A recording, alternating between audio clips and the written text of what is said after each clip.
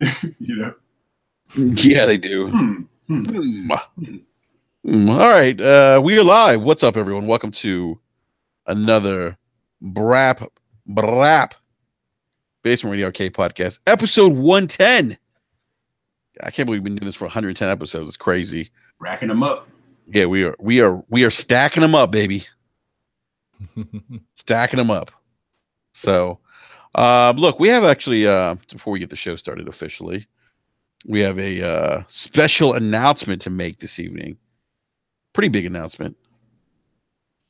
Donald Trump will be joining us as a co-host starting next week. POTUS himself. Why not? He's not doing anything else. Yeah, he's on Twitter all the time. You might as well. You might as well, right? I would just like to say that we have the best podcast, okay? The best panelists. Only the best panelists. Only the best. Great group of guys. Great group of guys. Yeah. It's they're gonna make you do better. It's gonna be bigly. Yeah, it's gonna be huge. It's gonna be great. It's gonna be huge. Everyone's gonna be happy. We're gonna drain the swamp of the crumb side. Rap is gonna drain the swamp. No, all joking aside, we have we do actually have an announcement to make. We officially, as of tonight, we'll throw out the red carpet, the bottles of champagne. We are proud to announce that Slow Mo Backslap is officially a co-host of Brap. Welcome, Slow Mo, to Brap, man. Thank you, and I am very, very appreciative of that and welcome, and I'm glad to be here. And I hope, like a week from now, you're not like, "Oh my God, why did I do this? Why did I bring this guy on?" But I want to just, I'm in good company, and I want to just do my part. No doubt, man. Welcome. Enrique slipping though, man. He should have had it like set up like Funk Master Flex. Like, drop that bomb right there. Boom. Yeah, he was like, cue the strippers. Exclusive. Should have been like DJ Clue. Ha ha. Clue. Anyhow, yeah, and you know what? We have the Ashen to thank for this too, by the way. Yeah, leader of the Scumcast herself. Yeah, we have I call her the Ashen. I mean the Luca. The Luca. I'm sorry, I messed that up. That's what we refer to her as now, as DeLuca. She should refer to herself in third person, by the way. Always. Luca could get away with that for real. She probably good. Luca's not standing for this nonsense anymore. Yeah, right. Luca says you guys are a bunch of chumps. Oh my goodness. Anyhow. Yeah, man, but we're excited to have you on board. So welcome officially, man. Thank you. Yes. So even though we don't agree on things. Don't start. I mean, let's ease into the podcast before we rehash the argument. Let's rehash this debate on that, man. Let's rehash this. Before we do that, though, I do want to welcome our other co-hosts.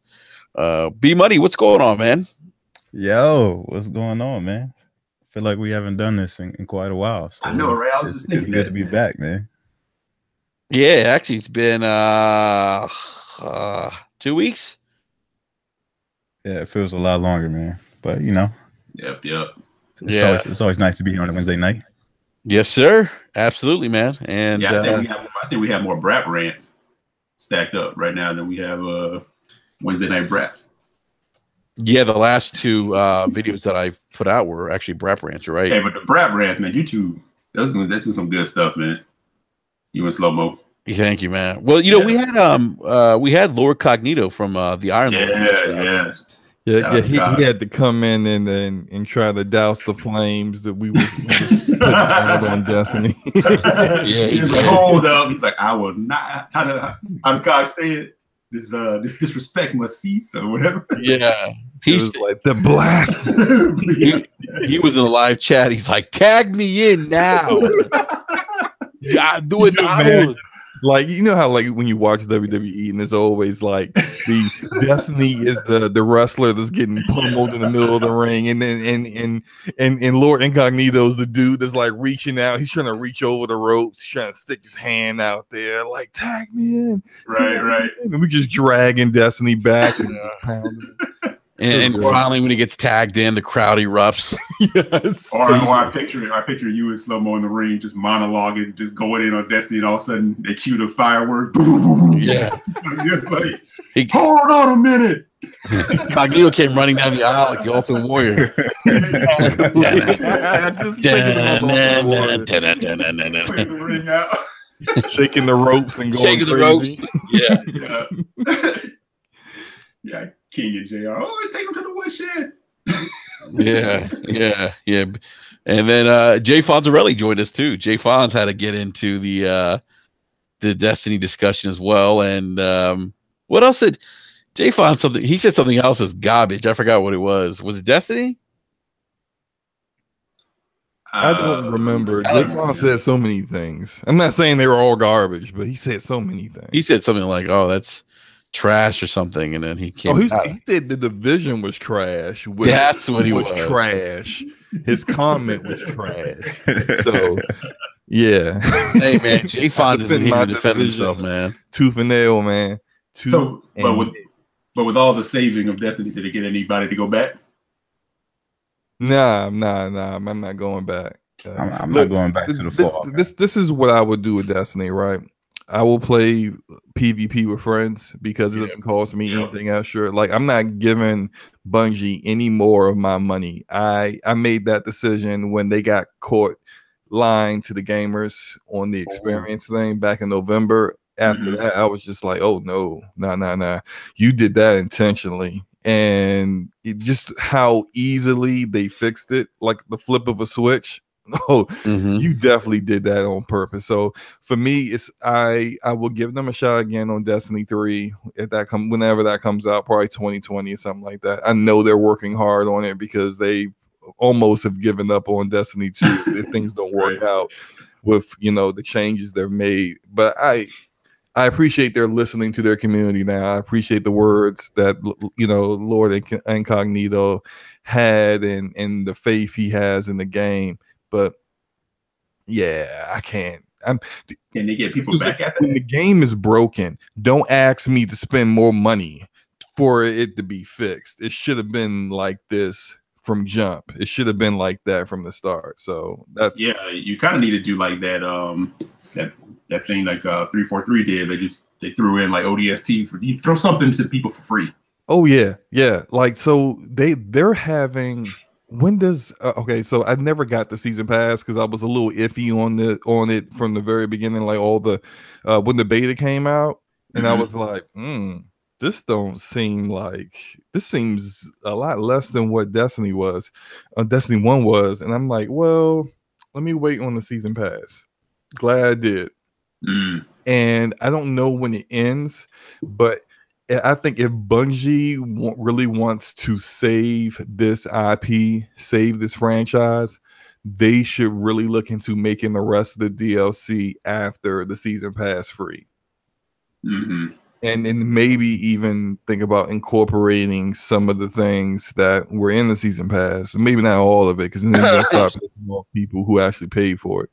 But like some of the in there so that you can kind of like try to get people back because you want the same kind of goodwill that they built up at the end of year 3 of Destiny 1 going into Destiny 2. You want that for Destiny 3. And at this point, if Destiny 3 was coming out this fall, it's bombing, like you're not getting the casual gamer because they heard so many bad things about it, and your own community is turning their back on it. It's just Bungie would probably do that. If they had a different publisher. Activision ain't letting that happen. You're right. Activision is cutthroat. F you pay me is their motto. So yeah, it's gonna get paid, and it's gonna be paid DLC. And so, like I said, I do like the fact that out of the current update, The stuff that was free was like the private matches and all that good stuff. So like you can get with your friends, kind of do what me and some of my friends have been doing with Halo 5. Yeah, that's awesome. That's something that might get some people back in there, but it's gonna be touch and go. Yeah, I this is the first DLC I haven't downloaded for Destiny ever. I mean, I've always have downloaded the DLC, and it's the first time I haven't done it, and I can't say that I feel like I'm missing out on anything. Yeah. So. And P, you got because we both picked up the Destiny bundle. Did you go back and play? What was the Curse of Osiris? No. I'm probably not gonna go back to Destiny until the next major update. So like December update.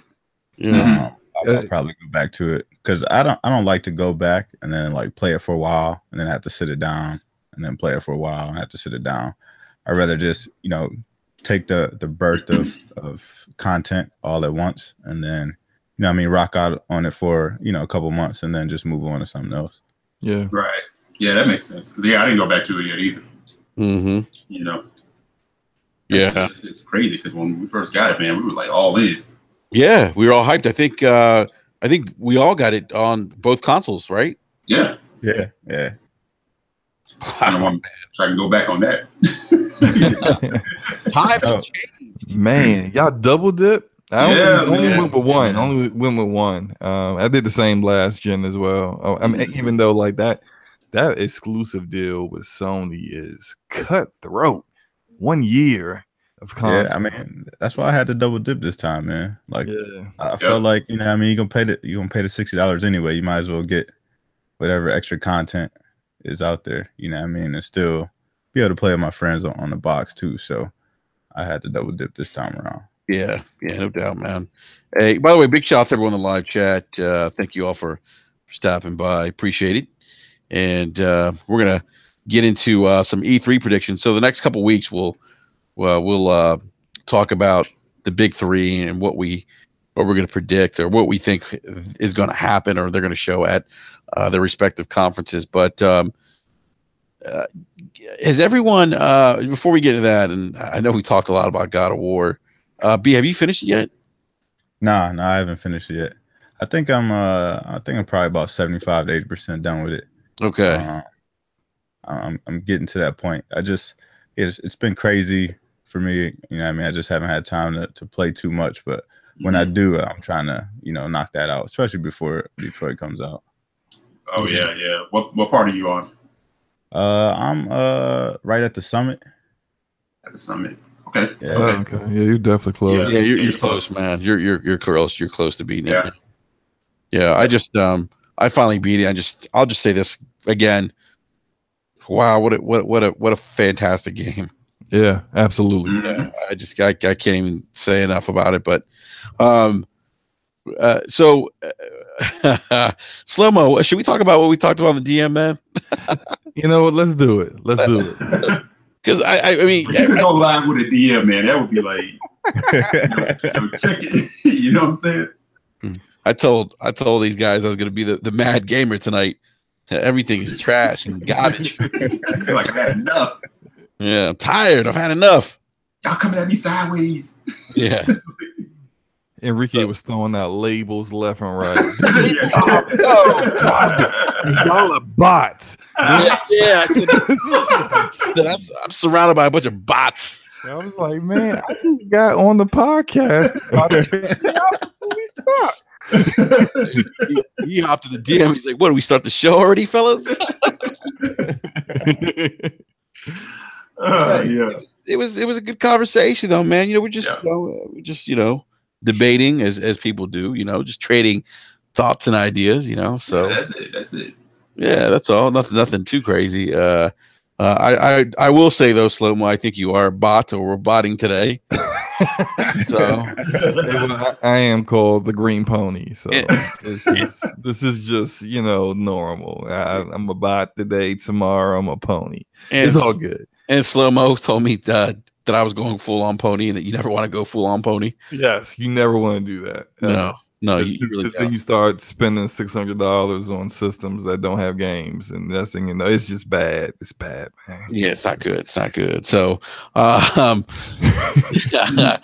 so we were talking about Sunset Overdrive, not Sunset Overdrive, State of Decay 2, and apparently and this isn't anything new. I think this is something that was brought up in some of the previews from the other major sites, but I've talked to some folks who have reviewed the game, and I know Sam Tolbert, big shout out to Sam, gave a preview too of the game and things that he liked about it, but also mentioned that there was some technical issues with the game, and I've heard the same too from some other folks who've reviewed the game.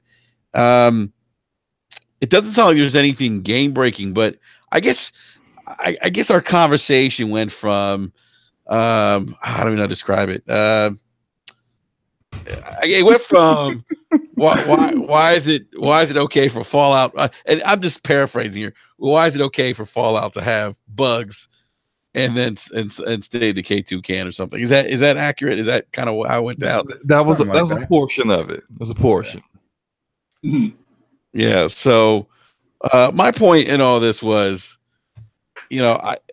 so kind of go back to I think what started the conversation. I feel like, if this game is buggy and there's some jank to it, and look, it may not be a situation where there's game breaking bugs, but I just feel like this. I feel like if there's bugs in this game, and this game by at least my estimation doesn't seem to be a game that's really taxing on the system or the hardware. It's not really this big, massive open world with these next gen textures and something that looks in the same vein graphically as like good as like a God of War or something like that, right? So what you're saying is, the X should be able to run against friends around this game. That's what you're saying. Well, yeah, that's a part of it. It's like, you got it. Yeah, I feel like if anything, these types of games should shine on your console, especially. Oh, this is where it started. This is where Slow-Mo hulked out and became full on bot. Oh my god!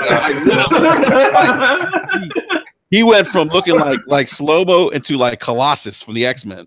Xbocalypse. Yeah, that's my Xbox nickname. I have two nicknames. I have my Xbox nickname when I go bot, it's Xbocalypse, and then when I go pony, it's Click Clack.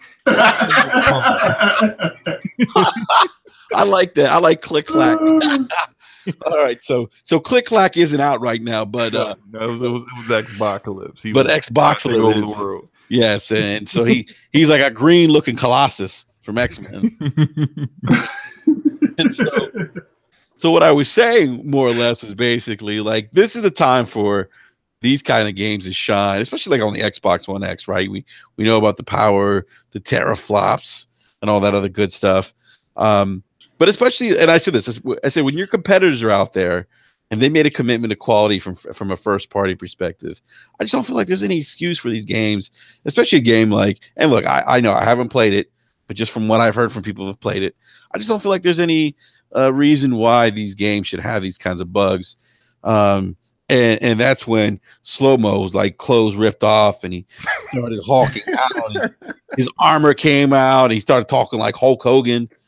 What you gonna do, brother? No. Well, let me tell you something, AJ.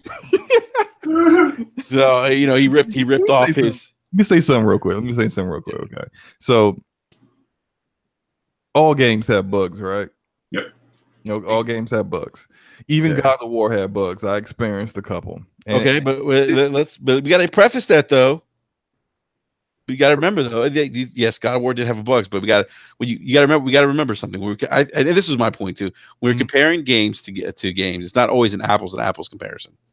Yeah, true. Yeah, it's not always an apples to apples comparison, but literally all games have bugs. And I know I've referenced Jason Schrader's book probably way too many times, but I remember reading the chapter that talked about Dragon Age Inquisition, and listed the number of bugs that was in that game, and it was it released well over 1,000 bugs, and they even acknowledged that, hey, look, there's no way we're going to find all these bugs. We just want to take out the class A bugs, the ones that will severely affect people's experience. I'm concerned with, when it comes to bugs, I'm concerned with like the bug that was in Mass Effect Andromeda, where it literally stopped people's progress. Like people would go to the Citadel and they couldn't leave again because every time they went near their ship, the game would crash. Like those kind of bugs, that's where I'm like, you know what? If that's in State of Decay 2, that deserves it deserves all the criticism we can garner. But if we're talking about just bugs where you know, a door won't open every now and then, things like that, like come on, this is minor stuff. Like in God of War, I experienced 2 bugs. One, I thought my system was going to crash.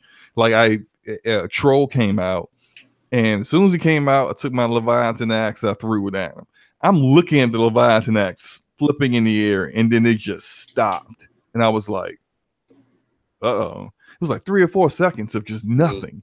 And I was like, is this about to crash? Because I've seen that before. We've all seen that before, where the game just freezes and you're just like, oh no. Because I don't know when's the last time that sounds like a you problem.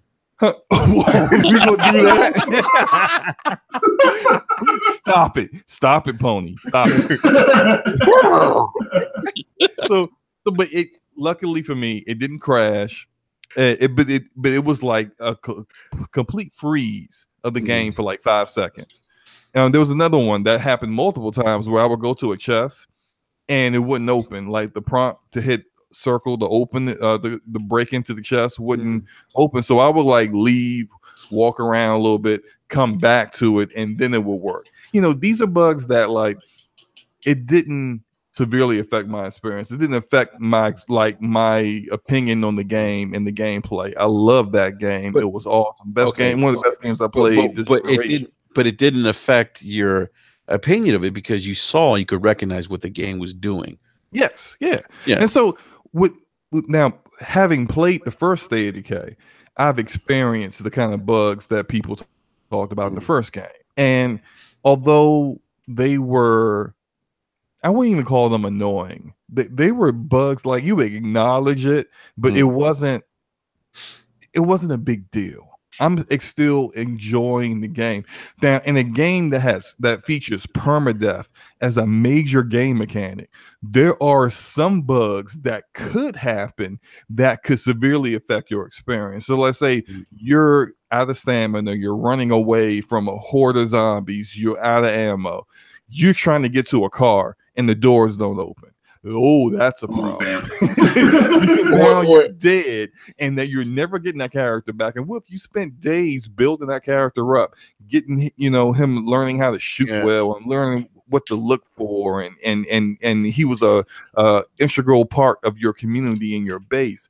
If that's the case, oh no, that's a problem. So like that's what I'm talking about. Like if it's just like clipping where like an arm is going through a wall, that's minor. But if it's a major bug where it affects your game, that's a serious problem.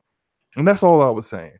So when people have no issue with a Fallout 3 and Fallout 4 and they get all this high Metacritic scores and everyone's like, oh, the bugs, it's a part of the charm. Yeah, get it on PC and let the community fix all the bugs for them. Like, come on. That's ridiculous. And then some of the same people complain about State of Decay. I'm like, well, yeah, that's dumb. But I'm not one of those people that would excuse the bugs in Fallout. But I also know, like when you think about review scores and how they review the game, I mean, the reviewers recognize what the game is doing. Like that game is really taxing. It's really doing a lot of things from pushing. I mean, look, it's just massive open world with this interactive environment where you can pretty much interact with almost anything in the damn game.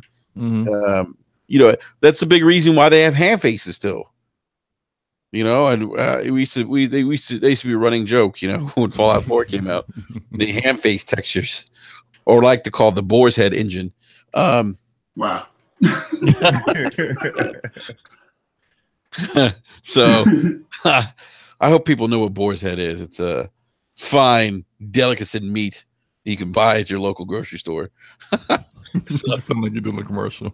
Yeah, right. This tonight's brap is sponsored by Boar's Head. Yeah, right. They paid us $0. And great coupon. We even get free sandwiches. Yeah, we didn't get any free sandwiches today, but that's all right. You got to get on that, man. Go over the public, talk to Publix for us. Hey, Publix, that's what they specialize in Boar's Head. Yeah. Hey, look, my overall point was just, it seems like there is a rush to criticism with Microsoft games that isn't present with third-party developers, and in some cases, but why is that though? Dismissed with. But Slow-Mo, why is that?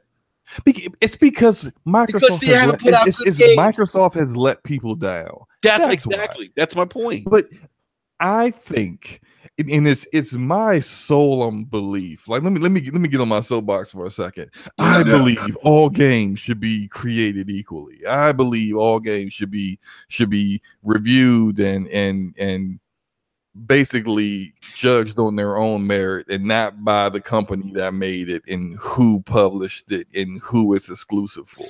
And they say, so Nate says, ReCore was trash. Absolutely, ReCore is trash. ReCore, bugs or not, the game's trash. But wait, B Money, Slow-Mo. I saw people with ReCore, when the reviews came out, they were saying, oh, media bias, the media didn't ding Bloodborne for having long load times, and I'm like, what? Game. Look at what Bloodborne was loading up on the screen. Come on, it's not even apples to apples comparison.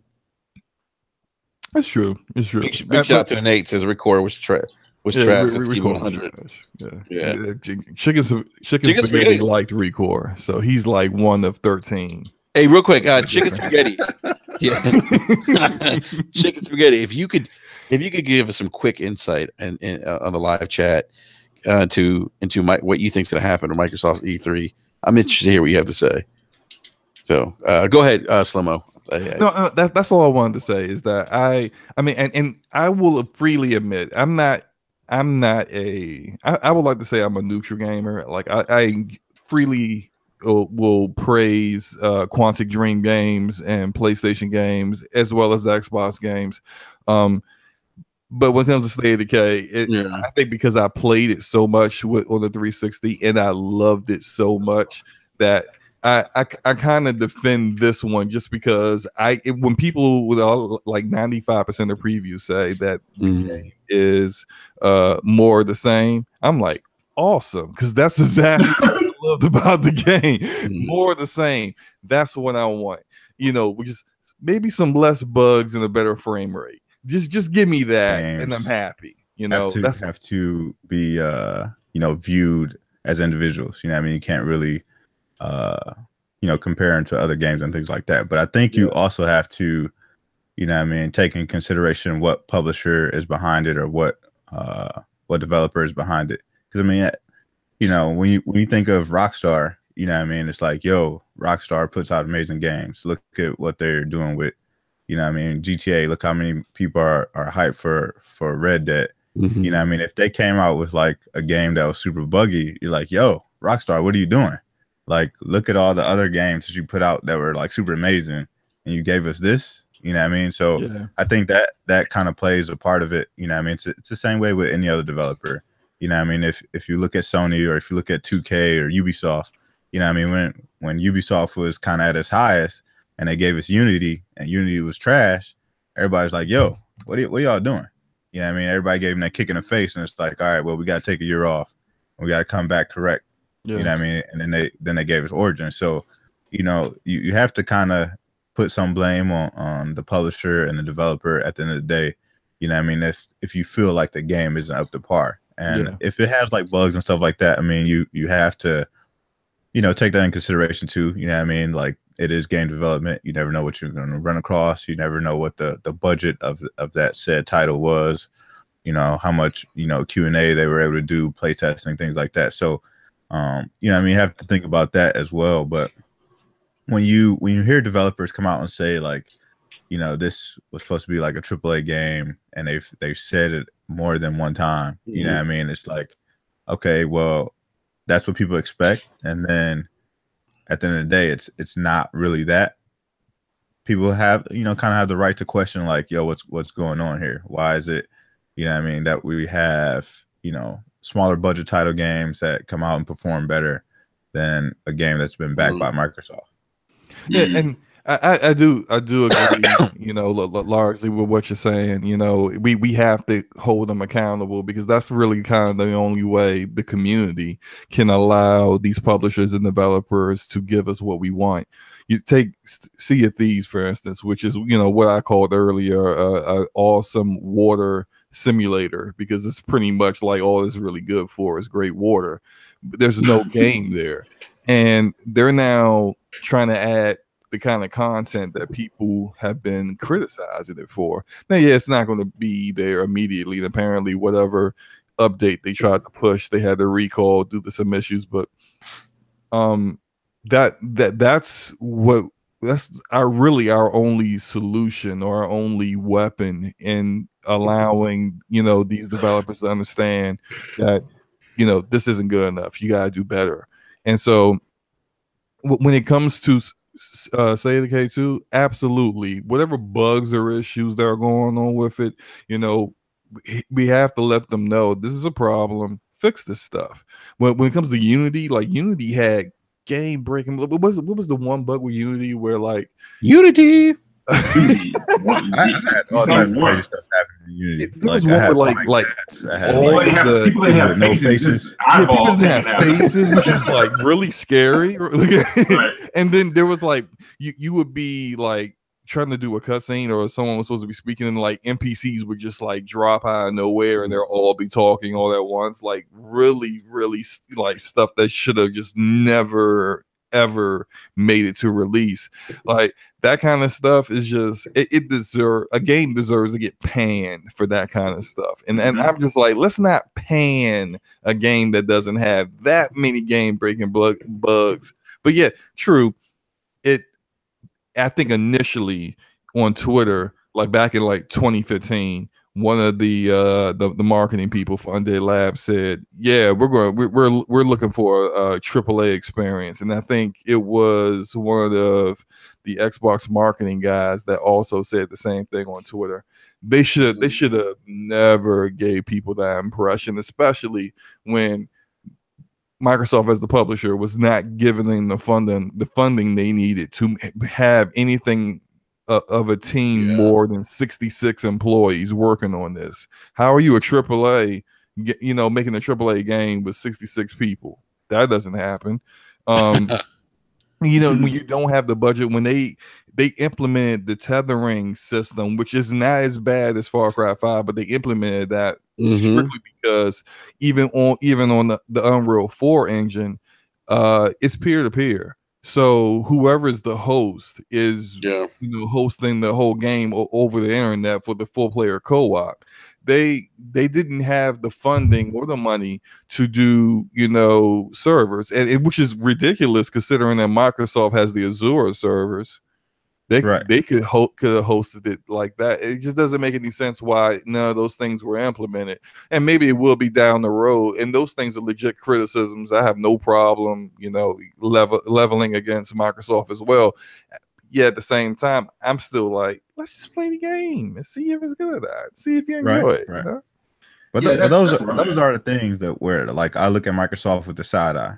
You know what I mean? It's like this is supposed to be a first party or second party game, but it's being published by Microsoft, and it's like you have the capabilities to make this an amazing experience, and it still could be. But I think on a grander scale, especially when people have questioned you about, you know what I mean, some of your first party and second party output, that like this game could have been on that pedestal. And you know, when they first kind of talked about State of Decay 2, it was more of going to be like a MMO or like a bigger online world. And then they kind of broke the news that it was more of just like a smaller co-op experience. So you kind of look at Microsoft and be like, yo, you say that you're, gonna have this initiative for first party, and it just doesn't feel like it is. So, I don't know. Mm-hmm. Yes, the Luca says F you, Enrique. Well, thank you. Oh, here we go. She said I poached you, Slow-Mo. He's paying me more money, Luca. So Luca, you may need to step up some money, because I got kids, and apparently you're her son. My son Slow-Mo. Oh, I just realized. Hey, look, we're gonna stop this son talk, Luca. People gonna stop talking. Hey, big shout out to Lord King, aka Luke Cage. What's going on, Lord King? So, Luke is like, if I gotta pay, you can keep him. That's funny. Oh my goodness! Like I said in the DM, man, like I didn't play the first one, and I know people. One of the things, but people talk about how good that game is, from the first time around or whatever, buggy and all, right? And it's documented that the game is buggy. So I think what people are kind of looking at now is not necessarily judging where it is yet, because it has not dropped and we have not had hands-on with it, but kind of going, well, if you knew your first game was buggy and you're talking about this one is a AAA, and you were kind of waiting for them to put their best foot forward on a game. Mm-hmm. They have not put their best foot forward on a game in a while. If you kind of like go down the line, of where things kind of fall, most people kind of say, if you look at, just follow Twitter, people kind of go, well, I like it. You know what I'm saying? It's like, think about how that sounds. That's like a defeatist type of way of saying something like, well, it's good. There's stuff there that I like, but whatever you go down like Recore, Super Lucky Tail, Sea of Thieves, everybody sounds like they're trying to convince you why they like it or that it's good enough. Mm-hmm. You know what I'm saying? I always say, like, you got to put your best foot forward, like B was just saying, and that's what people are waiting on. And I think it's already catching a little bit of hit because of the fact that, the game's been delayed. You've been putting in the production time, and let's be honest, people love bragging on that money that Microsoft keeps bringing in. But you're like, okay, so that $1 trillion. It's like, what are you in? It's like you're making all this dough, and people keep bragging about all the dough that you're making, but your Kraken has no body. Oh, come on, man. We gotta leave the Kraken alone. And I know people out there say, well, the Kraken don't need a body for it. But what does the Kraken do? Because every time I hear somebody saying, like, well, you can't kill it, you just shoot at it. Yeah, you just make it go away, I think. I never look, I quit Sea of Thieves very, very early. I played with some of my good friends when it first came out, and we admired the water, and then we did like basically the 3 different kind of quests that you have to do, the fetch quest, and I was like, this is about it, huh? And then we played it again a couple days later, and they still like it. I don't know why, but they still like it. Now, after the second session, I was just like, I don't want to play this anymore. There's just nothing to do. I guess I probably would have run into the Kraken at some point if I would play the game. But I once I found out it had no body, you can't kill it. It's basically you just shrimp cocktail, but because there's nothing else to do in the game. It's an appetizer. I'll pass. You fight an appetizer. Yeah. So, but like where it comes to State of Decay 2, is like I'm gonna play it, because like I said, I missed out on the game the first time around. I'll definitely judge it on its merits of what's there, and it doesn't mean that I can't have fun with it or enjoy it, because I think people get a little too hung up in what's not there as opposed to what's there, right? Exactly. Yeah. So I'll definitely judge it on that merit, but I'll definitely be critical of the things I think should be better, because that's just it. People seem to get mixed up in being critical of something because it should be or could be better, and not just dismissing it as trash, but people get in your feelings when you're critical of it. Yeah. And then they start that whole, well, why does it have to be this? If Sony doesn't get this or Nintendo doesn't get this, look, I've said it before, Microsoft is under a microscope. Absolutely. What Slow-Mo said before is absolutely true. People are a lot more critical of the stuff that they have because, again, people want to act like they just jumped into the arena and started making games this generation. They've been around for a while. Yeah, some mistakes have been made, and the situation is what it is, and people keep saying, well, just play your games and wait. Well, we have no choice. We have to wait to see what they're going to do, right? But the fact of the matter is, I said in the DM is when you've been an A student and you start bringing home D's, good parents ask questions. Mm-hmm. Woo! Knowledge. So that's kind of where they are, and you know what? People have to take the medicine. I'm sorry, and there's no expiration date on how that works. You want that to go away, start delivering better stuff. And people keep saying, well, they're just never going to get a fair shake. Try people. Guarantee you start delivering stuff, real gamers will step up. Yeah. I kind of wish that State of Decay 2 would have came out before Sea of Thieves, because when it came to the Game Pass and they gave so many people like that free 2 weeks, yes, I honestly 100% feel that there are people who have never played the first one that are still like some of the disappointment in what Sea of Thieves is like bleeding out onto State of Decay. So like when I say this game there's so much more content. It's the media's fault. What you say, Enrique? I said it's the media's fault. Well, I'm not blaming the media. I don't want to do that. But not you, but a lot of people, no one ever gives the ownership to Microsoft on what's wrong. It's always somebody else's fault. True. That is very, very true. That's why I'm the mad gamer right now, because I'm tired of excuses. I'm tired. I'm tired of all the fucking excuses. I'm tired of everything's garbage. Everything, not that everything's good, but I'm tired of like the damage controlling. Like it does more like harm than good. It really does. And I said this to Cognito on the Brap Rant. I'm passionate about it because I was there day one. I helped build Xbox Live. Like a lot of us take pride in that. As silly as that may sound to some people, a lot of us do. We were there when they were trying to put out new content and trying to, sell you on why you need to have Xbox Live. And my point is, I guess my big point to all this was you're trying to sell a service in what's it called in Game Pass, right? Mm-hmm. You got the most powerful console on planet Earth in the Milky Way, so powerful that it could probably kill Thanos, and it runs on Soul Glow. It runs. And you didn't know that. You didn't know that liquid. You know that liquid cooling system inside that was Soul Glow. Yeah, that's. Oh man. We're gonna find out. About to make me want to watch Coming to America. Yeah. You whipped your losers for youngins like Luca. That's Coming to America. Came out in the 80s. Features Eddie Murphy. You might want to check it out. I don't think Luca's ever.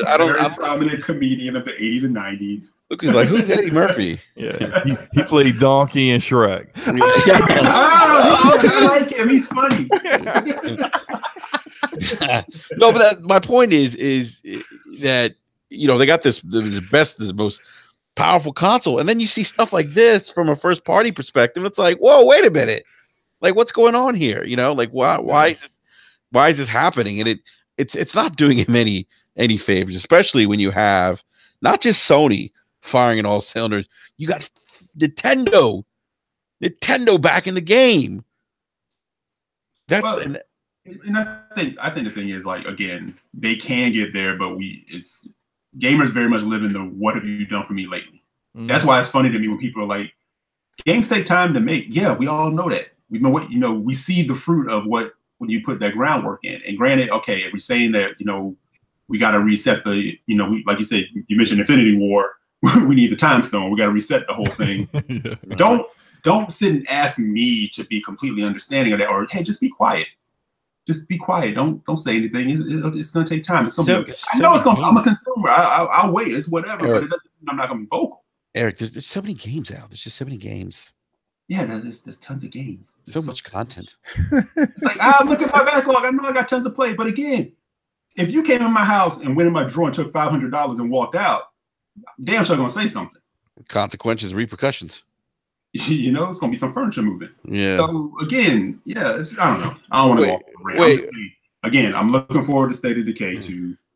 I think there's definitely something there that's going to be cool. Like Chicken said, it's a cult classic. That's all well and good, but again, it's like you can't be swinging and talking about the most powerful console XYZ, and then it's like You know, so you get some of the things that you're getting.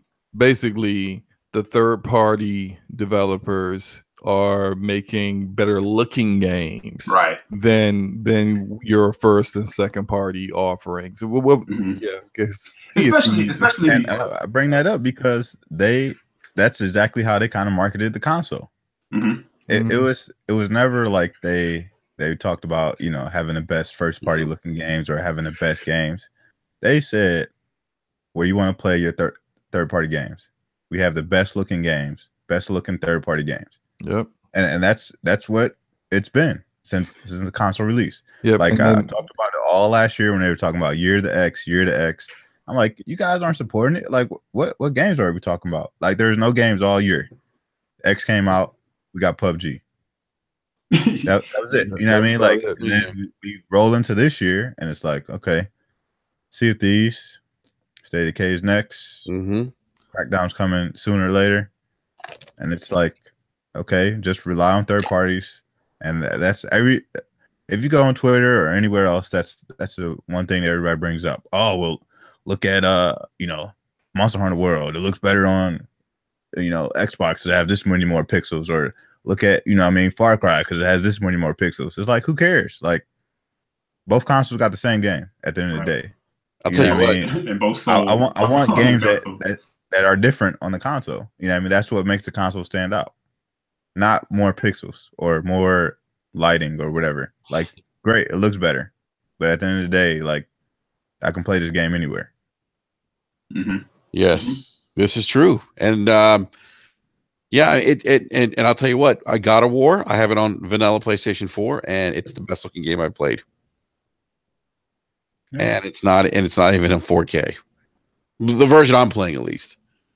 You know, it is an awesome looking game. I have not played it on the Pro. I have a Slim. But as far as visuals, I would say it's like top 10 this generation that what I played. I actually kind of think come on, click clack. No, this is about to be very unclick clacky. Rise of the Tomb Raider with all the 1X enhancements, that might be the best looking game I've seen this generation. I haven't played that. On the Xbox One X, I'll have to check that out. It play it in resolution mode, 4K. It looks real nice. That performance mode is nice too. Is it? Performance mode is excellent. 60 frames is it powered by Soul Glow? Yeah, man. They put all the Soul Glow in there. They emptied the whole can on Rise of the Tomb Raider. When you move the X off of your entertainment center, there's like a little spot of grease.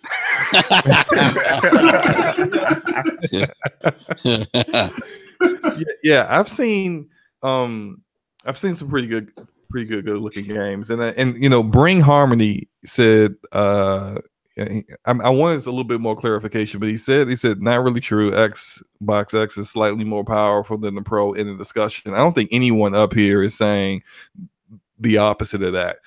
Actually, I think all of us will say that the One X is more than just a slightly more powerful console than the Pro.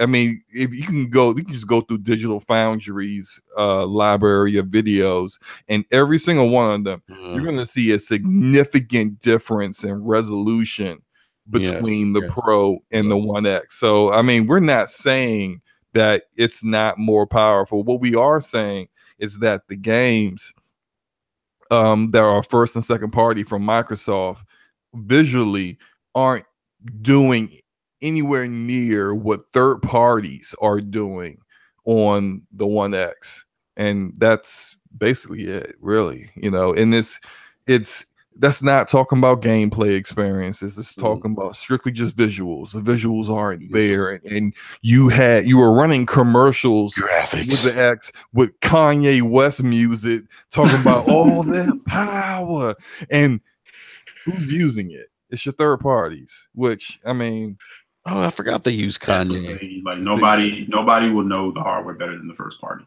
Yeah, that's my point. I think that's why it's disappointing to see like games like a State of Decay like do this, and this is why I said this on the Brap Rant on Saturday. Everyone wants a roadmap. The roadmap's right in front of us, folks.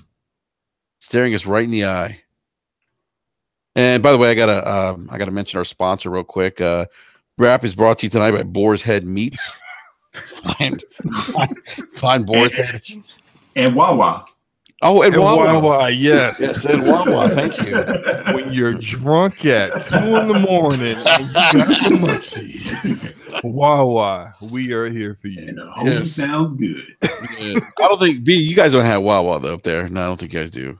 No, we don't have that. I've been there before, though. Yeah. You guys have, do you guys have Mr. Hero? Of course. Oh, Mr. Hero is the best. Mr. Hero. See, we don't have Mr. Hero. Wait a minute, what is Mr. Hero? That steak and cheese there, man. Oh my goodness. Steak and cheese, Roman burger. Oh, the Roman burger. I had that. That shit is incredible. Wait, what is Mr. Hero? Hey, you know what, B? I think I'm actually gonna be up there in June, man, end of June. You know, yeah, but I know they just left us. I'm like, what is Mr. Hero? They just left us in the parking lot. B Money in the parking lot, man. Yeah, we rolled out. No, I'm gonna be in South Willoughby, I think. Yeah. Yeah, are you close by there or? Yeah, my sister lives in Willoughby. Okay, yeah. So I think I'll be. Is there a South Willoughby, or I just make that up? Yeah, there's South Willoughby. Yeah, I think I'll play day in the middle of the podcast. Enrique is about to literally just leave right now and to go to Mr. Hero. I know, man. Hey, me and B Money gonna do it. We're gonna do a Brat podcast for Mr. Hero. So I have never heard of Mr. Hero. Yeah, I've never heard of that.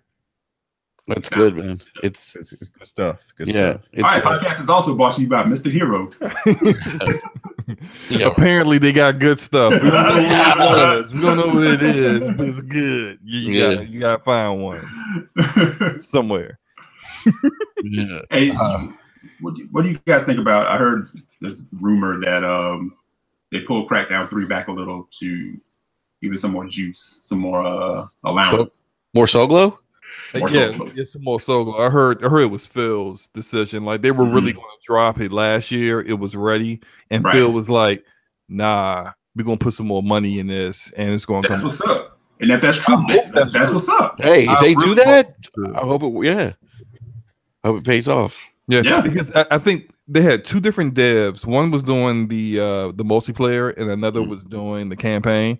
And the one of them, I've heard some differing information about this. I can't remember which one or know for certain which one, but one of the devs is completely done with the project and they're working on something else for a completely different publisher. So at least either the campaign or the multiplayer is I think Ruffian is doing the campaign and Sumo Digital is doing the multiplayer. Okay. Okay. What you think about that, B? If they're actually pulling the game back to retool it, they need to. Yeah, they need to. If they release the game the way that it was shown last year, put it in trash. The cars stacking up. Yeah, just put it in trash. It's gonna be in the $5 bin. It's gonna be a Five Below or some discount store you can get. It's gonna be in one of those crates with a million copies of them. Five below next to Battleborn.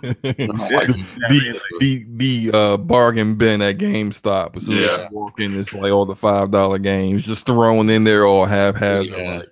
But that's what I'm talking about. Like, if that is true and that's what they're doing, that's what you have to do. You got to put your best foot forward. If you have the ability to do that, look, people may come at you. People may make jokes. Oh, it's getting delayed again. But if you delay it and it comes back as a banger, and now you have a tent pole and Crackdown is now like taken serious, then it was all worth it.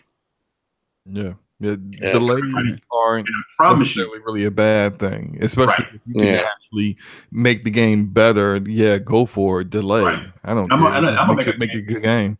I'm gonna make a guarantee right here on Brat. If they do that, they bring that game and it's true fire. I promise you, people will talk about it. It will be reviewed appropriately. Yes, it will. It will be praised. Absolutely, Eric. 110%. That's all people are waiting for. They're just waiting for something like that. People want to celebrate. Trust me, real gamers want to celebrate gaming. Trolls are going to do what they do. Yeah. And I think some of you guys feed too much into trolls. Oh, they really do. I'm saying, but a true gamer at an outlet or whatever you want to call it, will praise a good game. Facts. Bottom line. I don't even want to hear about this systematic takedown of Microsoft. This stop it. Oh my goodness. Da Vinci Code bullshit. Yeah. I had a whole dry erase board over here with the blueprint. I can't bring. All right, I'll just erase all this. Never mind. I had the red yarn.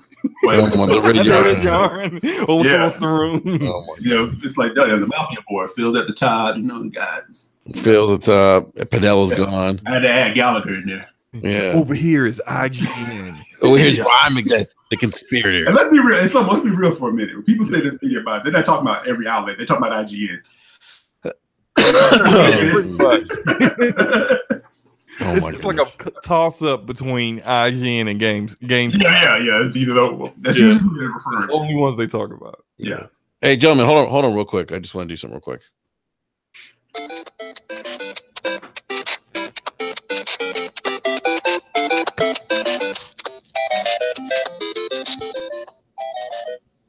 It's time to talk Nintendo. I thought Miyamoto was about to jump in. I used to have a imagine Miyamoto jumping in here and getting in Microsoft. Hey guys, Hey guys, they jump in and start hammering on their first party. Oh wow! I just saw Serena Williams give birth. That's interesting. You just saw it. Yeah, HBO right now. Like okay. They actually showed her giving birth. Yeah, they had her, and like you could see like plastics over her face, and then they bring this baby out, and the baby's all like like bloody and whatnot. I'm like, whoa! Are you serious? Man? Yeah, I'm being serious. Yeah. What are you watching, man? HBO. Dude, it's on I don't know. It's on HBO. That's all I know. So let's talk Nintendo. This segment of the Nintendo E3 prediction segment is brought to you by Serena's birth. Pampers. Move the placenta. Oh, come on, man. Dude, come on. Slow-mo. I'm sorry. It was in my mind, and I couldn't just. I mean, to be fair, you've been hanging around Luca too much, man. I know I have. Luca, she's a terrible influence on me. I know she's listening right now. She's back in the shadows listening. She's gonna come out. I hear that laugh like that. Yeah. Big shout out to Luca, by the way. We got nothing but love for her. All right, so Nintendo E3. So I think and I'll just give you my quick thoughts. I think we're gonna see follow up on some of the games that were revealed last year. I think we'll see Metroid 4. Because remember they teased that. They just threw up the letters for I shouldn't say the letters, the Metroid 4 up on the screen, and the crowd went crazy. So I think we'll see that. Super Smash Brothers, that's not a secret. I think apparently they're going to have a my understanding is they're going to have some kind of tournament or something on June 12th. So Smash Bros tournament at E3. At E3, yeah. It's Super Smash Brothers Invitational 2018 tournament, June 12th. So and this is going to be the first time that players will actually get their hands on the game hours after the E3 conference. So I'm definitely looking forward to that. I just had a serious joke. So, with the Switch's lack of chat capability, if they're going to do this tournament, I guess everyone's just going to be yelling at each other from across the room. How is this going to work? I really want to see that happen. Mostly because I'm pretty sure Smash is going to be an excellent game, but like a good 10% of it just to see how people are communicating. They're going to be passing notes like in school. Oh, God. They're passing it, but no, that's a great point. How are they going to do that? It's so look. Let's get this off the table. Why don't we talk about things that Nintendo should change real quick? Because I think it's gonna come up in conversation. Obviously, the online chat or whatever you want to call, or lack thereof, that's an issue. I think that needs to be changed. We all agree on that. Yes. Yeah. And Nintendo should probably change the what I like to call the social security number that you have to give people to. I mean, that's like Give people gamer tags / ID. Yeah, give them like gamer tags or Nintendo IDs. Not this. I mean, seriously, that shit's like it's like applying for a home loan. You got to give your number, your tax information.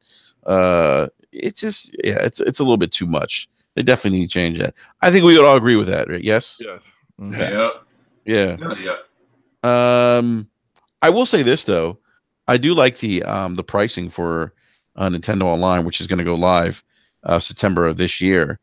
But I think it's I know $20 is the high end. $20 a year, and that nets you 10 free NES games. Yes, I think it's 20. It's 20. Yeah, it's 20. I think it is 20. Is it 20 games? Okay. Yeah. But they also have the family plan though, which I think is kind of cool. For $34 a year, if you have multiple accounts, and that's what I have in my house with my Switch. Mm-hmm. So for me personally, I'm probably end up getting the $34 one, and then you also get the online backup, which. I think that's been long overdue. I think that's great. With the cloud saves? The cloud saves, yeah. I think they need to make that free because it. Correct me if I'm wrong, but the cloud saves, it's like what was it, like $2-3 per game, right? I thought it was inclusive. I thought it was included in the price. Okay, I'll have to. I don't know. I'll do some research on that because I don't want to speak. I don't want to say some misinformation. But Click Clack's coming out. Click Clack don't like Nintendo. I just want to make sure that, like, from what I heard, it was like $2 or $3 per game that you wanted to do a cloud save for, which I thought was like, that's ridiculous. Come on, like it's free with Microsoft and some kind of sort of free with Sony a little bit. So like I'll look that up. But one of the things that I kind of thought that they could make improvements on was just to kind of make no cost for that. Like especially when you have a mobile console, it's so much it's such a bigger risk of losing your game saves due to theft or damage to the system than it is with an Xbox or a PlayStation. So I just kind of figured like that would have been something that you just would have given to your gamers for, no cost. I think they pull that out. Like, that's like one of the main features of what they're charging for, right? I mean, I'm with you though. I totally think it should like be included, but what else is in there? Like if they pull that out? You got your 20 NES games. Which is killing the virtual console. Yeah, which means there's no virtual console. Well, actually, that's not fair. What's killing the virtual console are these mini consoles that they keep coming out with that everybody's like snatching up. Facts. Yeah, that's true, man. What the hell we need to do a virtual console for? You guys keep running out at midnight to Walmart, jumping over each other to buy these mini consoles. Yeah, and they're the main ones for it. They're bringing the NES mini back. Mm-hmm. Yeah, they're about it, man. Yeah. So, so we'll see. Get back to the games here. We'll see Super Smash Brothers. I think we'll see. They unveiled a Yoshi game last year. There wasn't a title to it, though. I think it was just a new Yoshi game. But did they give a name for that Yoshi game that they teased last year? Is it Epic Yarn, pretty much? No, it's. I think it's just still called Yoshi's right now. Mm-hmm. I think it's still under the code name or whatever. Gotcha. I think they gave like a release window on it though. I think it is coming this year. Gotcha. Okay. So I think they'll show that. Pokemon. We know about Pokemon. That's B. What have you heard about Pokemon? Because I saw you talking about that on Twitter a little bit. Matter 10 million sold easy. Yeah. I talked about this before the console even came out, man. I kind of had the Nintendo playbook laid out for everybody. If you go back and listen, there's a reason why Nintendo is gonna have Smash drop this year and Pokemon. It's just because they kind of hit the milestone that they needed, where they kind of outsold the previous console, and to keep the investors involved and then keep third parties coming, they need to hit another milestone. And with those two games, they will. they dropped like 2 Pokemon games, I think last year or the year before. 2 different games, and they both sold like 9 million each. So combined, it sold like 18 million in like a matter of a couple of weeks. So when they drop this Pokemon game, it's going to do the same amount of numbers. I would almost assume that it would have like probably like a 85 to 90% attach rate to the console at that point, because you'll get people who buy the console just for that game. Yeah, I agree. It's going to be a system seller. That Pokemon game is going to drive units. I don't think Smash will, because I think Smash is going to sell great, but I think it's a game that if you are into Smash, you already have a Switch. So it's like the people who already own it are going to, buy that like crazy. But I think Pokemon is such a huge global phenomenon that it's going to definitely drive some units, and I think Nintendo will be running NPD for a little while when that game drops. Do you guys think it's going to be like a excuse me? Do you guys think it's going to be an all new Pokemon game, or maybe like a spin off of the more recent Pokemons? Well, it's supposed to be Sun and Moon.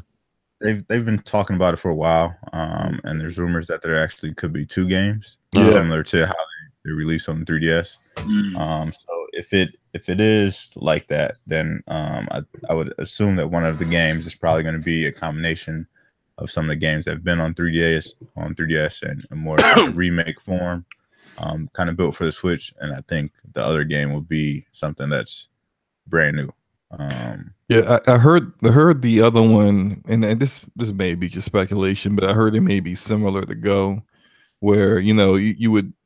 I don't know if you actually have to, do like Pokemon Go on your phone. You have to actually go to certain locations to catch a Pokemon, but maybe something similar to that or incorporated in it somehow. So, maybe. I don't know. I'm not, I'll freely admit I'm not a Pokemon fan. So I play Pokemon Go. So. No, I'm saying I'm not the biggest Pokemon fan either. So yeah. Yeah, I'm not either, but it is a cultural world phenomena. Yeah, I did actually. What was the app they had for Pokemon?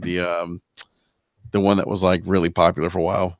Yeah, it was Pokemon Go. Pokemon Go. I actually did mess with that for a little bit, and then I stopped playing it, like because I'd be at like a mall and I'd see like little kids running around with the app. I'm like, okay, I can't do this. This is not a good look for me. So, let's see, another game that they announced last year, Fire Emblem, that was supposed to come out. It's supposed to come out this year. I think we'll see. You guys think we'll see some gameplay footage of that too? Yeah, I think we will. I think Fire Emblem is one of those games that probably comes out in July or August. Especially if they show gameplay for it. It's been a while since technically it's been on a home console, so Fire Emblem should be shown and have a quick release date. Yeah. Bayonetta 3. Do we see Bayonetta 3? I don't know if you see Bayonetta. I mean, it may be teased again. I think you might see the actual character, especially with it being in Smash.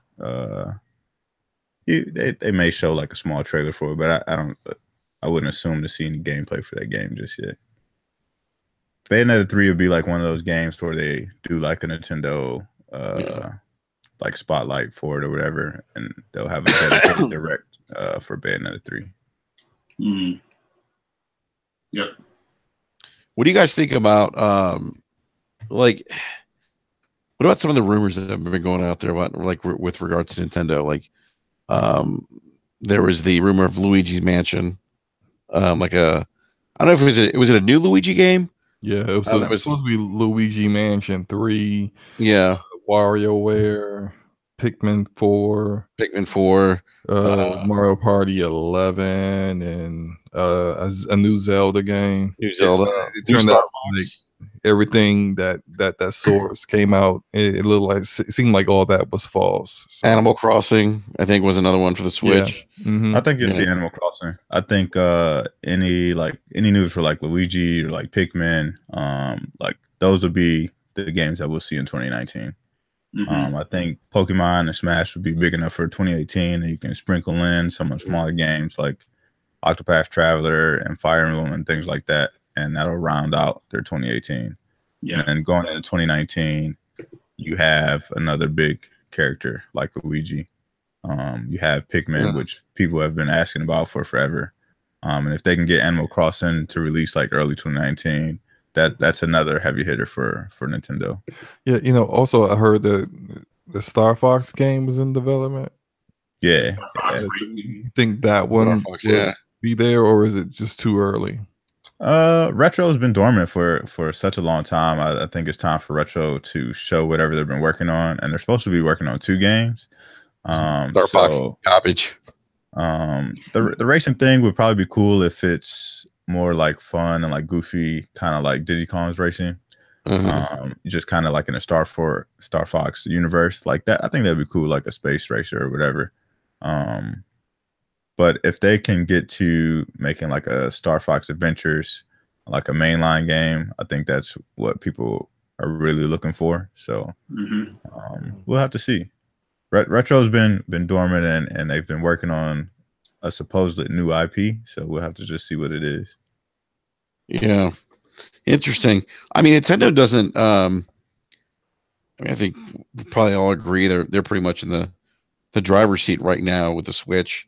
They're getting great indie support. They're getting some really good third-party support. Sorry, guys, I'm losing my voice here. It's my allergies. Xbox is the best box. Team Xbox. Yeah, that's right. There it is. The Luca laugh. F your couch. What's up, guys? What's up? Luca, do you know who Eddie Murphy is? Eddie Murphy? Yes. Yo, I'm not that young, bro. Like, come on. So you've seen Coming to America? Yes. Oh, yes. Okay. Luca. All right, Luca. Luca has seen Coming to America. Yes. Yeah, Luca. We think you should just refer to yourself as the Luca. I am the Luca. Yes. But have you seen Trading Places? No. Nah. It does sound familiar though, but it's Dan Aykroyd and Eddie Murphy. It's awesome. Usual bit, Mortimer. Yeah. So Luca, thanks for popping. I'm losing my voice if you can't tell, unfortunately. Oh, okay. It's okay, bro.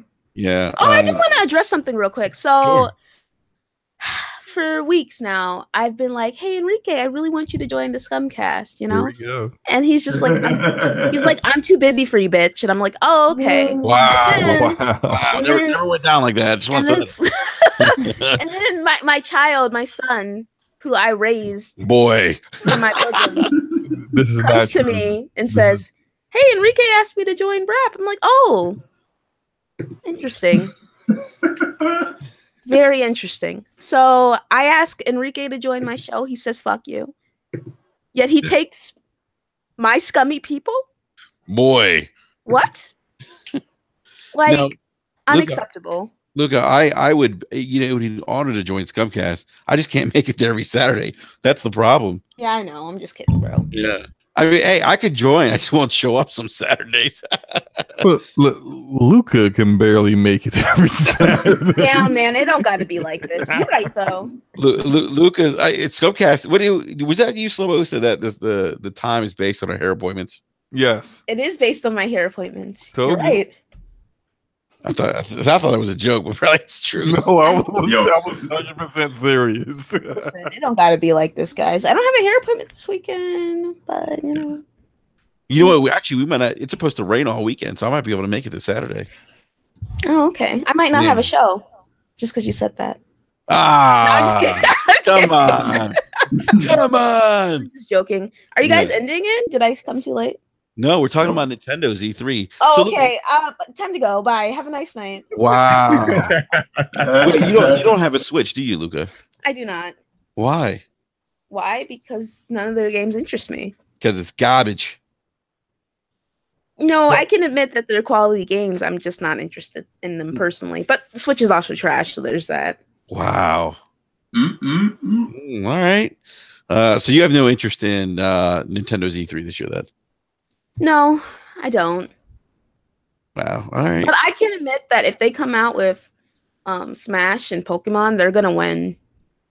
Well, Smash is definitely gonna. I mean, that's gonna be there. I mean, that's confirmed. Yeah, they're gonna win, and they're gonna win in whenever those games come out too. So.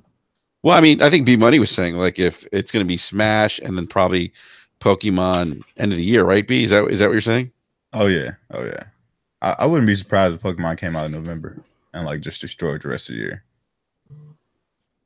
That's the one game that could actually come out. Actually, if they came out in October with Red Dead, everyone's avoiding Red Dead like the plague. But I think Nintendo could drop Pokemon the same month and be like, "What? You think so? Oh yeah, Yeah. I don't know. Click clack. I don't know, man. King. I mean, Nintendo has its own audience, man. The same people who's checking for Pokemon ain't checking for Red Dead.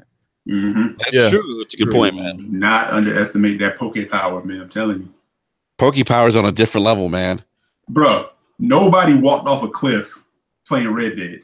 Looking for Red Dead. People were dying over Pokemon Go, man. Walking on lakes and traffic and shit. You know? Didn't someone like discover a dead body? I look like someone found like a dead. Tell you, man, like don't underestimate that Pokemon Power.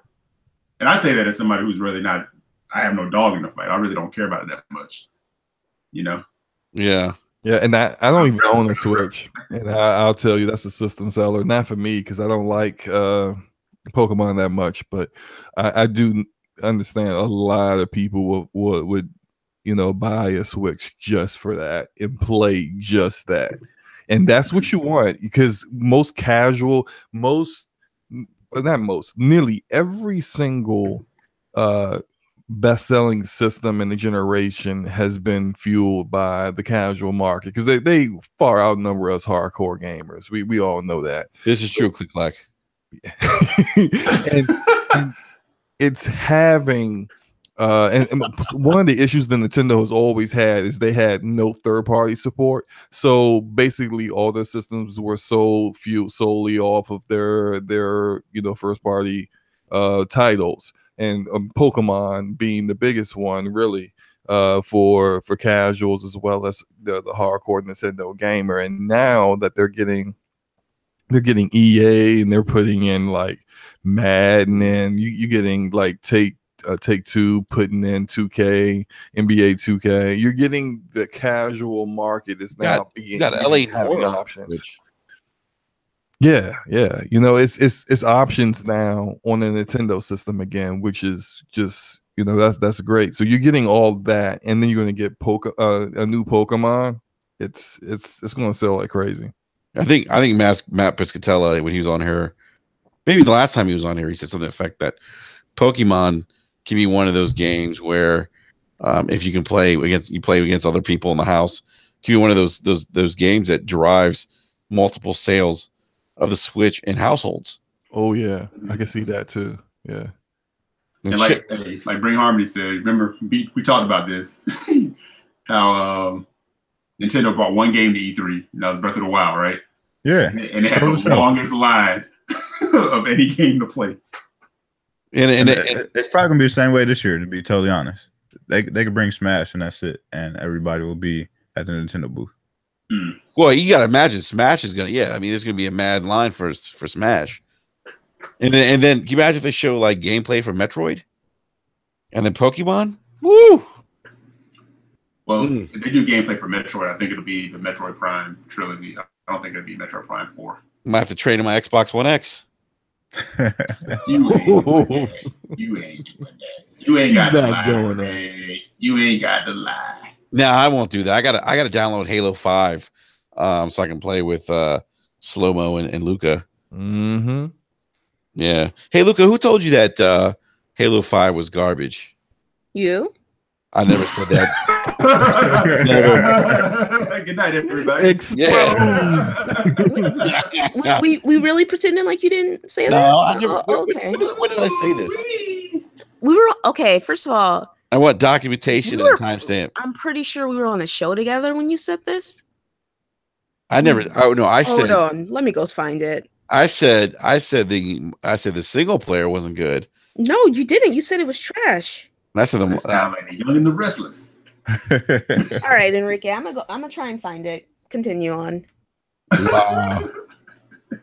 She will try. She will find it too. Oh, you done? Hey, Click Clack, will she find it? She about to judge you. Ass, bro. You got receipts like crazy. Just screenshots of people saying stuff. Like, earlier today, like in the Discord, I was joking around and I had I can't remember what I wrote, but I misspelled it, and so I edited my message 2 seconds later and corrected it. She had already screenshot my misspelling. Is like, what is this? And I'm just like, how'd you do that fast? Like, how you that practice in screenshotting and making receipts off of things people say? So, Thank you. Honestly, I'm very skilled. I actually do have folders for people. I have them all named. Folders. Damn. Yeah. So I got to make sure I keep receipts on everyone because like the FBI. You know, they just like they like to fraud. You know. Okay, I'm very disturbed by this HBO special that I'm watching because, yeah. Anyhow, I'll have to tell you offline what's going on with Serena Williams right now. Please don't. No more, because you already told us about they showed her birth, the birth of her child, and I'm just like, I still remember stuff when my children were yes, born. I do too. Let's not talk about that though. Yeah, you know what I'm saying? I've lived it. Fluids everywhere. Yeah. Okay. So all right. So let me ask you guys something. I'll go with you, B Money. Do you think Nintendo has the best E3 out of the big three? I don't think Nintendo has the best E3 this year. Well, I mean, I guess it depends on what you're looking for. I think for a Nintendo fan, this would probably be one of the better E3s for them. I think for me, Microsoft probably will have the best E3 just because they're going to show Cyberpunk, and that's a game I've been waiting to see for the longest. So I think just for that, Microsoft can show up, and even though it's not an exclusive game, show Cyberpunk, and I'll go crazy over that. But I think for Nintendo fans, I think this would probably be one of the better E3s in quite a while, and I think they may even have some surprises. I think they'll have like more third party support this year as well. We heard P. Hines talk about, but that's Z3, and no matter what platform you play on, there'll be something there for everybody. So they got something up their sleeve for Switch as well. Square Enix is hosting the show this year. We know Square is great at supporting Nintendo, so they could have something new over there, especially with the Bravely Default team. So Nintendo definitely has a couple cards they can play this E3, and it just depends on what they decide to show, because we know Nintendo kind of shows stuff throughout the year, so it just depends on what they deem as important for E3 and what they kind of hold close to the chest and show us later on. Mm-hmm. Yeah. Real quick, we'll go to the live chat. John Feliciano says, this slow-mo guy is a corporate shill for Microsoft, and I can't stand this man. Slow-mo, what did you do to this guy? I have no idea, but I've been crafting a reply to him for the past 30 seconds.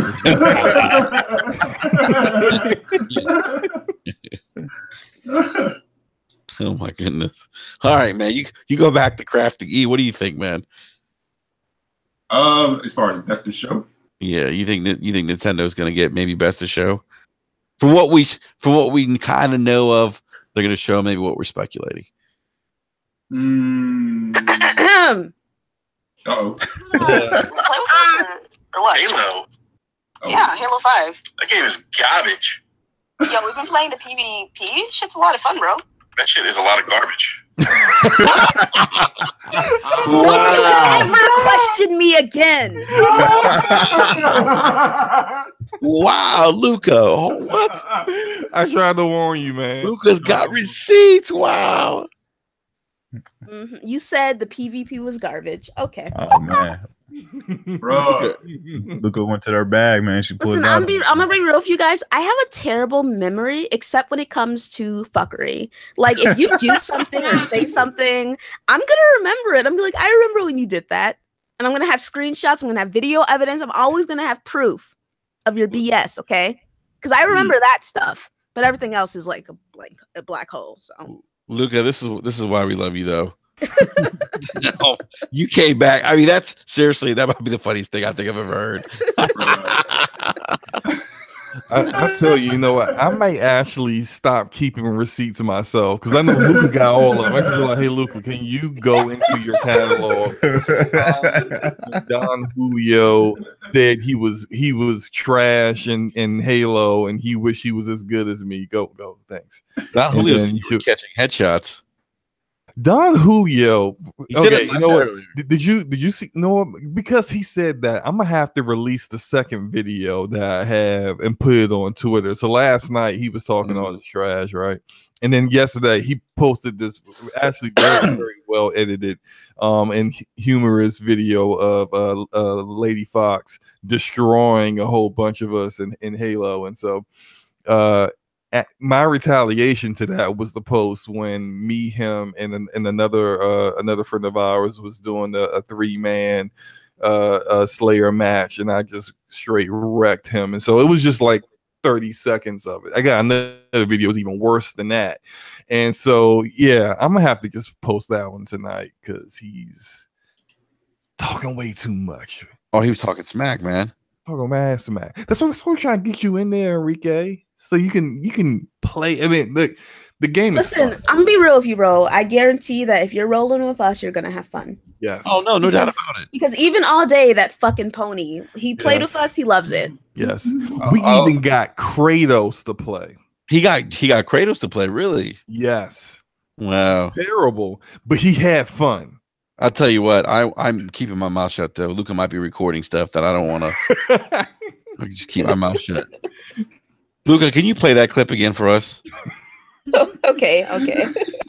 This is okay. So for those who just got the crates on you, bro. Yeah. So I asked Luca early in the show who told her that Halo 5 was garbage. She goes, "You told me that, Enrique." I said, "No, I didn't." She goes, "Yeah, you did." She goes, "Hold on, I'll be right back. I have proof." And she found it. So she's gonna play it again real quick. For those of you who missed it. I feel like Gears came out like 2-3 years ago. Oh, by the way, we've been playing Halo. Are you gonna play with us or what? Halo? Yeah, Halo 5. That game is garbage. We've been playing the PvP. It's a lot of fun, bro. That shit is a lot of garbage. Oh, okay. Oh my god. I can't believe you have that. That's crazy. Yeah, that's like when you almost walked out of court free, and they say, "Oh, Your Honor, we have a piece of evidence we want to." Yeah. You were almost out the door, like. And the thing is, Slobo tried to warn me. He goes, "Man, don't go there. Luca's got receipts." When she says, "I know you said that," it's the olive branch. Just say yes. Yeah, you're right. You got it. Because the evidence is just right there in her hand. She just waiting to hit play. I mean, like literally though. I'm like, no, you said this. Like, Luca, come on. No, I didn't. Oh, okay, well, here you go. Lying makes it worse. Yeah, pretty much. Oh my goodness. All right. Does anyone have any other thoughts on Nintendo's E3? Oh, you asked if I thought they'd be best in show. I don't know if they'll be best in show. They'll definitely be up there. Bethesda is going to be the best. The best is what? Bethesda is going to have the best showing. Yeah. Oh, God. Right, Slomo? No. No. Bethesda will have a better showing than Ubisoft. I'll say that much. Y'all crazy. Yeah, man. Bethesda got coming out. I'm not gonna say Ubisoft's gonna have the best show, but it will be better than Bethesda's. That's not true. That's false. This is very true. No, It's this is- actually false. Bethesda would be like the best show for fan service. Yeah. No, that'd be the best show in general. So what do you Well, they expect never from done me Bethesda wrong. show that it's going to be so amazing? About what? So what do you expect from the Bethesda show that's supposed to be so amazing? I'll be real with you. I don't really expect anything. I'm just saying that to trigger someone. I will tell you what I think they're going to show. I think they're Listen, going to show I try not to make any definitive statements when it comes to stuff like this because I'm not trying to catch any L's like the rest of my brethren, my Xbox brethren. So go ahead. No, but I think they'll show Starfield. They'll show. Of course, we already know they're going to show Rage 2, and I think one more game. I can't remember the name of it, but Hey, who's excited for Rage 2, by the way? I am. I actually, when I first saw the first trailer, I was like, not really. I don't think I care about this. I don't think I'm buying it. But when I saw the gameplay trailer, I said, oh, okay. Looks like fun. Yeah, it looks like a lot of fun. It does, although I know too many people are saying this, but it does remind me of Borderlands, which I still think will show up at E3. I don't care what Randy Pitchford says. He's a liar. That So- guy. 2K just pushed it back again. I'm sorry. You got to get Oh, that's receipts right. on They Randy did. Pitchford. They did. I saw that on Twitter. I need to get what? Receipts on what's his face, Randy Pitchford, Oh no, he's a known liar. So it's because he fine. lies all. Yeah, he just lies left and right. So Yeah. yeah. E, what were you saying, man? No. B was saying that Oh, they B? pushed it back. The rumored, unconfirmed game got pushed back. Yeah, it got pushed back again. Like, just say it's not coming out at this point. Like, Well, they've but been Borderlands talking 3? about pushing back Borderlands 3, this unannounced game, for how many years now? 3-4 years. They didn't push the damn game back. Like, just say it's not coming out. It's fine. Well, you said it's Like, like you're not gonna be able, free. they're not gonna be able to top what Borderlands 2 was. They tried with that Borderlands prequel or whatever the hell it was. Nobody liked that game. and Battleborn. Battleborn's trash. Borderlands 2 was it's a classic. I'm not going to say it's a revolutionary game, but there are shades. Garbage. Stop it, Enrique. There are shades of so many current games right now, including Destiny, that are based off of what Gearbox did with Borderlands 2. I'm gonna say it's Claptrap, favorite character. Yeah, Claptrap's awesome. But that's another thing. So Andy Birch, the guy who was the lead writer for Borderlands 1 and 2, he's no longer with Gearbox. He went to Hollywood. He works on like Hulu shows and stuff now. So he's gone. So I'm not saying the humor won't be there. I mean, maybe someone else on the staff or someone else they hire can actually recapture that. But that hurts. And so I actually was thinking about that game and why people are saying they won't be there. And really, if you're trying to at least match what you did with Borderlands 2, that's a really high bar. And to make sure you have a game that is actually can reach that, like as we said earlier, go ahead and delay it. I'm fine with that. Just as long as the game comes out and it meets expectations and is good. That's what I'm looking for. So I'm a big Borderlands fan. So for me, it's, do what they gotta do. But the game, that Borderlands 2, I played that for like 2 years. Yeah. And just loved every second of it. I have level 72 overpower 8 characters for all 6 Vault Hunters. So that's a lot of hours. No, it was a great game. I mean, it really was. Yeah. That opening intro, that song was amazing. It's one of my favorite songs. It is. Do you guys think Rage 2 has multiplayer? Good question. I don't know.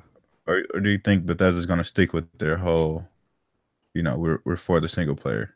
Well, I know it's definitely not gonna have loot crates or anything like that, or microtransactions. They said that, but yeah, I don't know about. It's a good question, B. Yeah. My guess It is kind of looks like it would, right?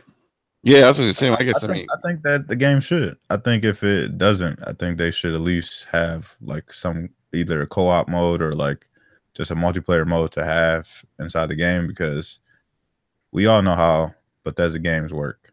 You know what I mean? All the games that aren't made by Bethesda Works, they just, they come out and they fall to the wayside. They get like two weeks of hype and then nobody's talking about them anymore.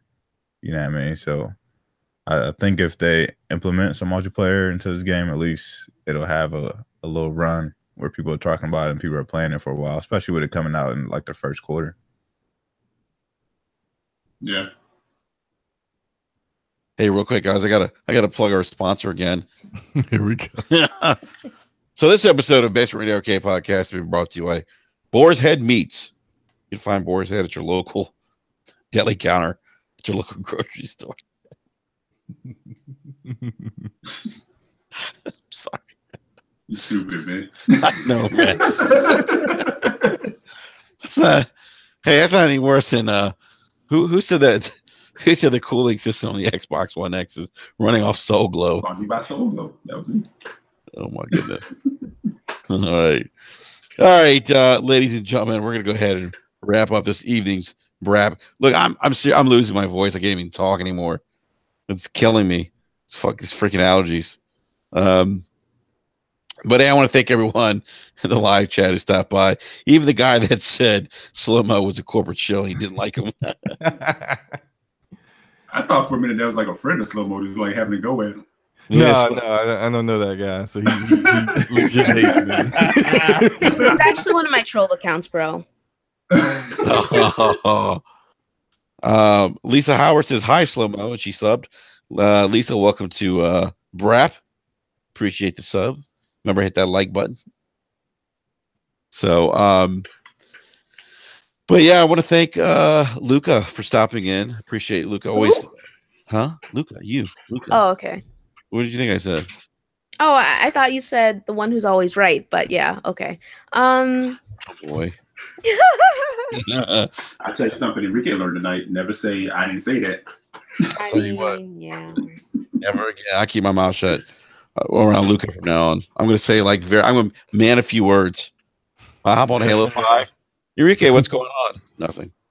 That's all I'm going to say. I'll be like a mute. I'm not going to say anything. But all joking aside, Luca, great having you on again. Thanks for having me. Yeah. Well, you know what? We got to, I can't wait to hear one of your rants again. That one rant you had on Brab about SJWs was classic. Oh yeah, man. That always annoys me.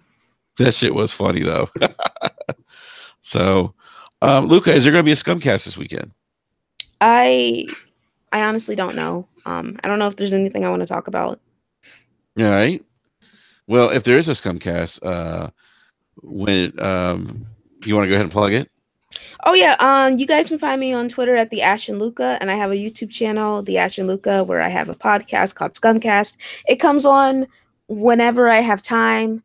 I'm a very antisocial person typically, but sometimes I have hair appointments and or I'm going out with my friends, so I have to schedule the show around that. But yeah, thanks for having me. Yeah, no doubt. Anytime. Slow Mo, welcome to Brap again, man. And for those who misses Slow is Slow Mo is actually a co-host now at Brap, aka Click Clack, and I forgot what else you call yourself. Xbocalypse. Jesus. I'm kicking you out of my Discord for that, bro.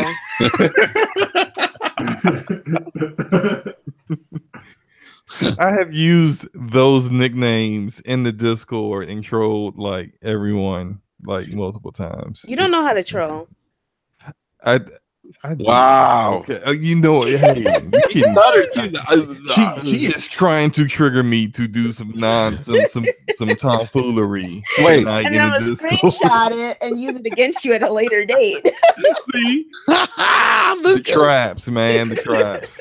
Luca, you're all about entrapment. I know, I'm the worst scumbag, Luca. I think Luca, I think you like catching people at their worst, taking pictures of it. I mean, honestly, though. I mean, listen, you got to do what you got to do, Oh my goodness. All right. So Click Clack, welcome again to Brap, man. It's good to have you on, bro. Thank you. I'm definitely glad to be here, and I just can't wait to do more episodes like this one where we get to really, dig deep and talk about, all the legit video game talk in the industry and none of the, drama. Yeah. Just, None of the tomfoolery. So are you taking shots at Scumcast? No. No, I'm just kidding. Because I like you got drama. Luca, you got slow-mo shook a little bit. He's like, oh, man, he's shook.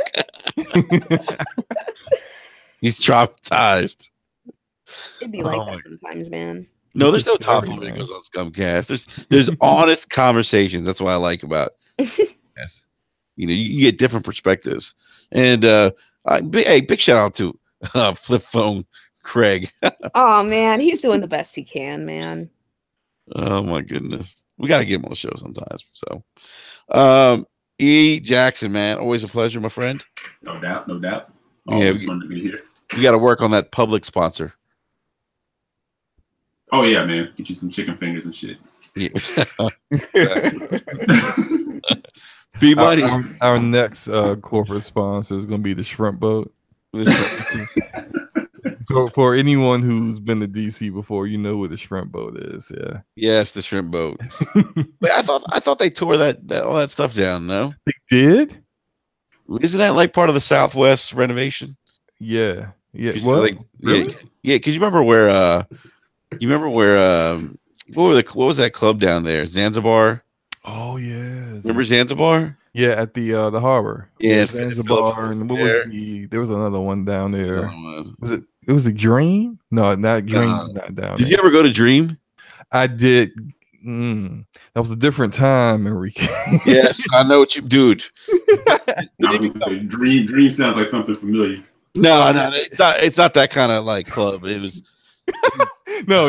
It was just it was probably at back in early 2000s, maybe the most popular club in DC. Wait, did that become Love? It did turn to Love. I don't know why they changed the name. Probably for some shady reason. I don't know, but it was like the club to go to, and that all place, celebrities would go there. It was in the middle of nowhere in DC. It was like in the middle of a warehouse district. Yeah, the middle of a warehouse district too. Yeah, and it's just like 2 blocks away is Yeah, it was right off New York Avenue, man. Wow, that was terrible. We used to go there. I saw Tribe Called Quest there.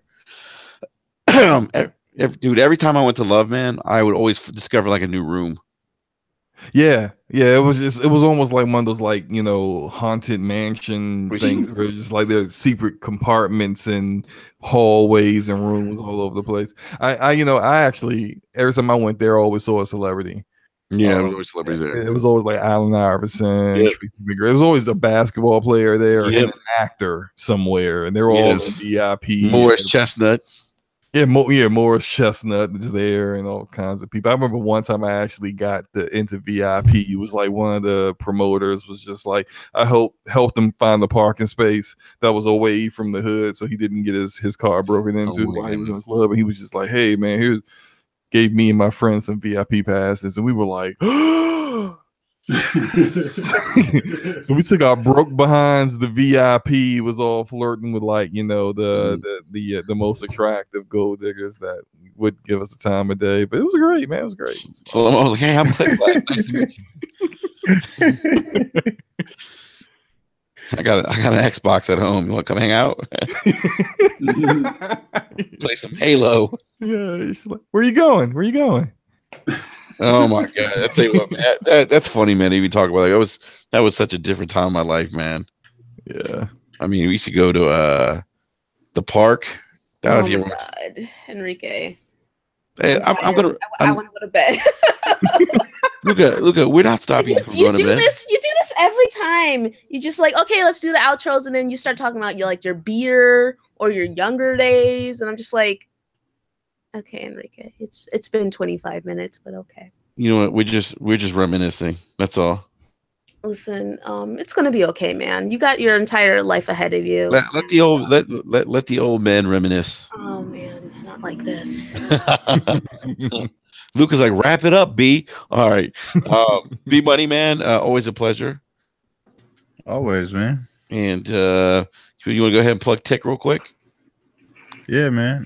We're doing a lot of work over there. Well, a lot of people over there are putting in a lot of work. I'm just kind of chilling and busy and running around with family and stuff like that. So shout out to the whole team over there, putting in that work. A lot of great things coming up. E3 is coming up.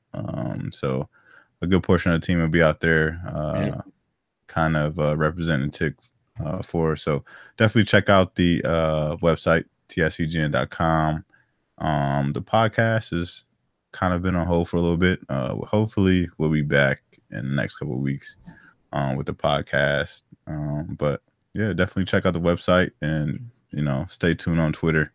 That's where you'll find the latest updates for Tick. So shout out to all those guys putting in the work. Appreciate it. No doubt, man. And just a reminder, BRAP is officially an affiliate of the Inner Circle Network. And I dropped a link to the website in the description below. So other than that, we are out. So Luca can go to bed, get her beauty sleep. We'll catch you guys next Wednesday, 9 p.m. Eastern Standard Time. Everyone have a great rest of the week. Peace.